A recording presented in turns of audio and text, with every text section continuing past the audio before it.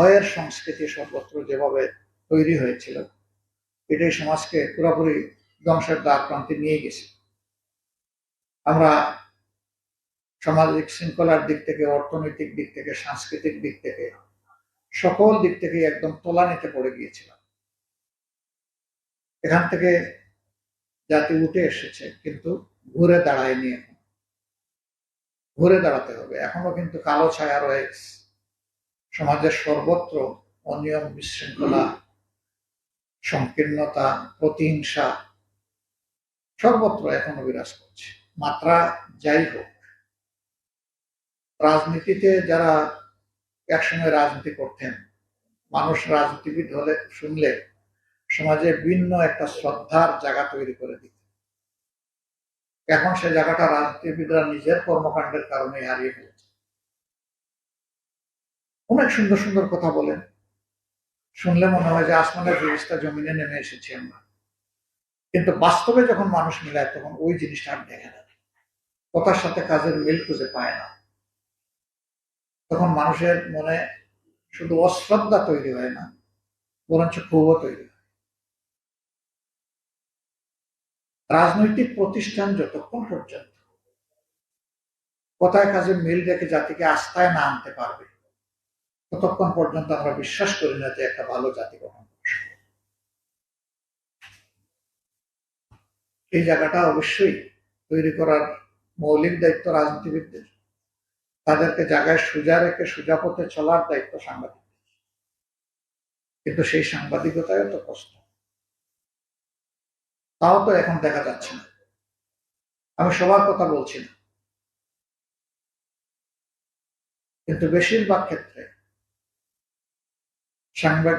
সাংবাদিকতায় সমাজ এবং বিবেকের প্রতিধ্বনি লক্ষ্য করা যায়। এই হারানো শক্তিটা কিভাবে ফেরানো যায়, আমি এই বিষয়টা নিয়ে সাংবাদিক মহলকে বিশেষভাবে চিন্তা করার এবং উদ্যোগ নেওয়ার জন্য আমি আহ্বান জানাই। আমি আগেই বলেছি, আপনারা যখন চৌকস দায়িত্ব পালন করবেন, চতুর্দিক থেকে দেখবেন সমাজ, তখন সমাজের সমস্ত অ্যাক্টরস যারা আছেন, যে যেখানে আছে, এটা তাদের সহযোগিতা হবে। কারণ তারা সোজা থাকতে বাধ্য হবে, আর তারা যখন সোজা থাকবে, জাতি তখন উপকৃত হবে, তখনই জাতি ঘুরে দাঁড়াবে। আমরা ওই জায়গাটা তৈরি করার জন্যই আমাদের লড়াই। এই জন্য গত নির্বাচনে আমরা খুব বেশি কথা বলি নাই। আমরা বলেছিলাম যে একটা দুর্নীতিমুক্ত সমাজ চাই, আমরা বলেছিলাম একটা ইনসাফপূর্ণ সমাজ গঠন, যেখানে কারো অধিকার কারো কাছে দয়ার দান হিসাবে চাইতে হবে না, যার অধিকার সে যেন স্বাভাবিকভাবে, প্রকৃতিগতভাবে তার পাওনা হিসাবে সে পায়। জাস্টিস যেন সবার জন্য ইকুয়াল হয়। এই বক্তব্যগুলোই ছিল আমাদের মূল। আলহামদুলিল্লাহ, দেশের মানুষ আমাদেরকে সম্মানিত করেছে, আমাদের ডাকে বিপুল সাড়া দিয়েছে। নির্বাচনের রেজাল্ট যা হয়েছে তাই নিয়ে কথা আছে, কিন্তু নতুন ধারার সংস্কৃতি দেশে চালু করতে চাই বলেই আমরা সাথে সাথে এই নির্বাচনকে প্রত্যাখ্যান করি। অতীতের ধারায় যে নির্বাচনের ফলাফল প্রত্যাখ্যান করলাম, এটা আমরা বলিনি। আমরা বলেছি বুকে চাপ নিয়ে আমরা মেনে নিলাম, এবং আমরা চাই ইতিবাচক ধারার রাজনীতি প্রবর্তন। ওটা দিয়েই আমরা শুরু করেছি। এরপরে দেখেছেন ট্রান্সপারেন্সি ইন্টারন্যাশনাল, তারপরে সুজন, এই দুইটা সামাজিক সংস্থা এই ব্যাপারে গত নির্বাচন সম্পর্কে বক্তব্য জাতির সামনে আন্তর্জাতিক মহলে তুলে ধরেছে। আমরা মনে করি গত নির্বাচন বোঝার জন্য ওই দুইটা রিপোর্ট যথেষ্ট সহায়ক হবে। যদিও তারা সবকিছু আমাদের দৃষ্টিতে তুলে আনতে পারেননি, কিন্তু যেটুকু এনেছেন এটাই যথেষ্ট। এরপরে একটা গুরুত্বপূর্ণ বিষয়, যে দেশবাসী এবং বিশেষ করে আমাদের যুব সমাজ পরিবর্তন চায়, চলমান ধারার ওই রাজনীতি আর দেখতে চায়। এই পরিবর্তনের জন্য 9 মাস ধরে বিভিন্ন পর্যায়ে আলাপ আলোচনা, কনসেনসাস কমিশনের ডিসকাশন, এই সবগুলা করার পরে যারা এখানে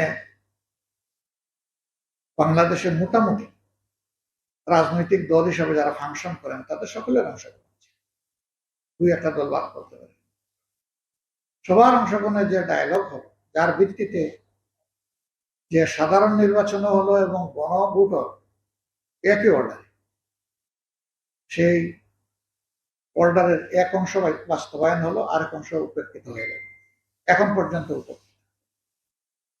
আনফর্চুনেটলি মেয়াদের একদম শেষ প্রান্তে এসে অধিবেশন ডাকা হলো, আমাদের কথা বলার জায়গাটাই ছোট হয়ে গেল। তাছাড়া প্রথম দিন কিছু জাতি চায় না এমন কিছু ঘটনা ঘটে গেল। যে প্রেসিডেন্ট দীর্ঘদিন স্বৈরাচারের সময় কার্যত তিনি তাদেরকে সহযোগিতা করেছেন, জুলাইয়ের রক্তের উপর দাঁড়িয়ে আমরা চাইনি তার বক্তব্য সংসদে শোনানো হোক, কিন্তু বক্তব্যের পাঠক, লেখক না, এই বাস্তবতা।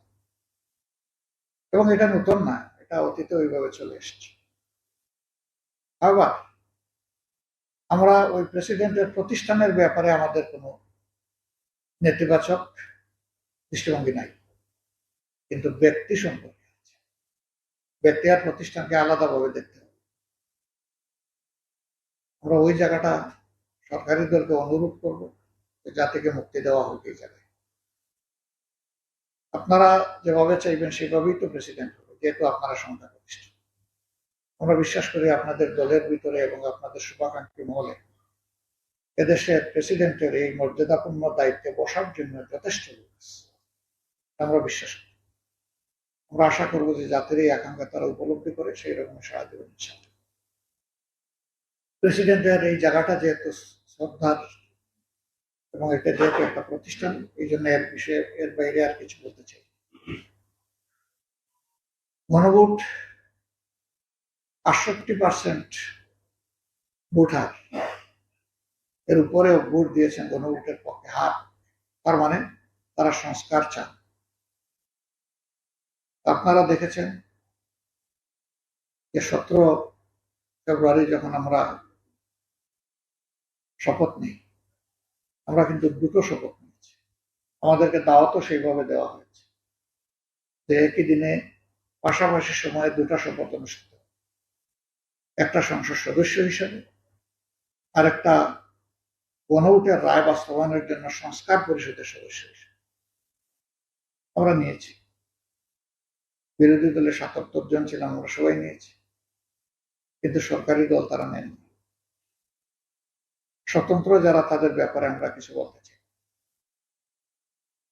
তারা সংখ্যায় খুব বেশি না, মাত্র ৮ জন।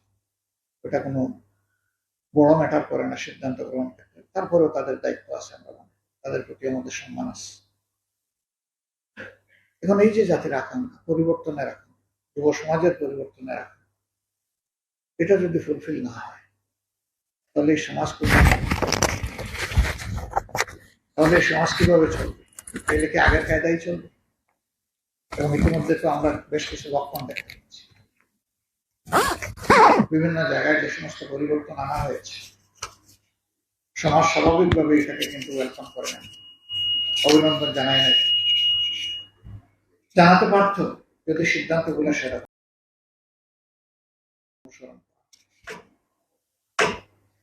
ফলে জাতি চিন্তিত।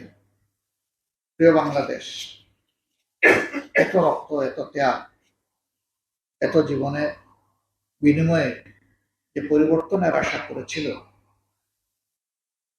তার বাস্তব রূপটা কি হবে? তবে আমরা যেহেতু শপথ নিয়েছি, স্থাপন করেছি, মাননীয় স্পিকার এই বিষয়ে আমাদের পক্ষ থেকে নোটিশ চেয়েছেন, সে নোটিশ আমরা যথাসময়ে দেব। আমরা আশা করি গণতন্ত্র এবং জনগণের অভিপ্রায়, অভিমত, রায়, এটাকে সম্মান করে সরকারি দল অবিলম্বে তারা সংস্কার পরিষদের সদস্য হিসেবে শপথ নেবেন এবং তাদেরই সিদ্ধান্তের কারণে যে জটিলতা তৈরি হয়েছে এটা তারা নিরসন করবে। তাইলে জনমত, ভোট এর প্রতি মানুষের আস্থা থাকবে।